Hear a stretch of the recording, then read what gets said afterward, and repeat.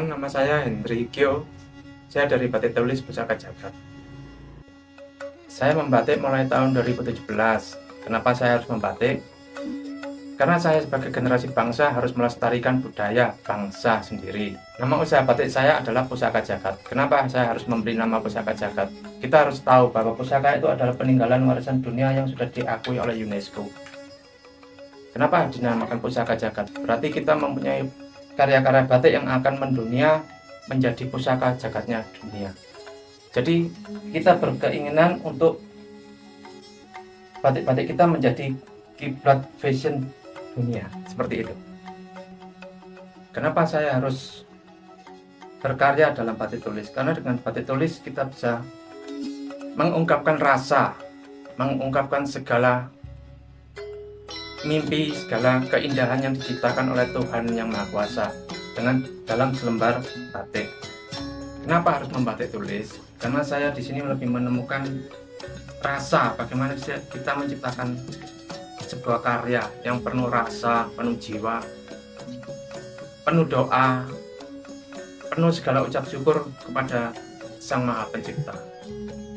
Jadi setelah saya bisa membatik tulis, otomatis saya harus punya impian bagaimana supaya batik tulis ini bisa berkembang. Dalam mengembangkan itu saya berusaha memberi edukasi kepada warga di sekitar, dalam arti ibu-ibu yang tidak punya pekerjaan, tidak punya suami, akhirnya bisa memperoleh pendapatan dari membuat batik tulis. Otomatis saya akhirnya memberi edukasi kepada warga sekitar untuk bisa membatik.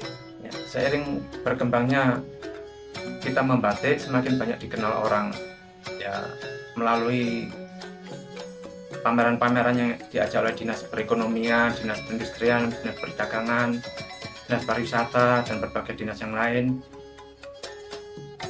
Kemudian setelah mengalami masa pandemi, otomatis tidak ada pameran, jadi kita harus berusaha mengenalkan batik tulis Pusaka Jagat secara online. Selama pandemi, otomatis semua ekonomi kan lemah. Jadi kita pun dalam membuat batik tulis itu seperti barang yang tidak diprioritaskan untuk memenuhi kebutuhan hidup. Jadi kan pada masa pandemi kan otomatis orang itu kan cenderung lebih memenuhi kebutuhan untuk pangan.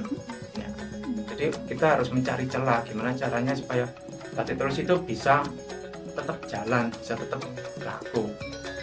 Jadi nggak semudah sebelum pandemi. Apalagi setelah pandemi kita berarti harus merangkak lagi dari nol. Karena batik tulis Pusaka Jagat, batik tulis istimewa. Batik tulis Pusaka Jagat memang beda. Karya syarat nafas, seni tanpa batas.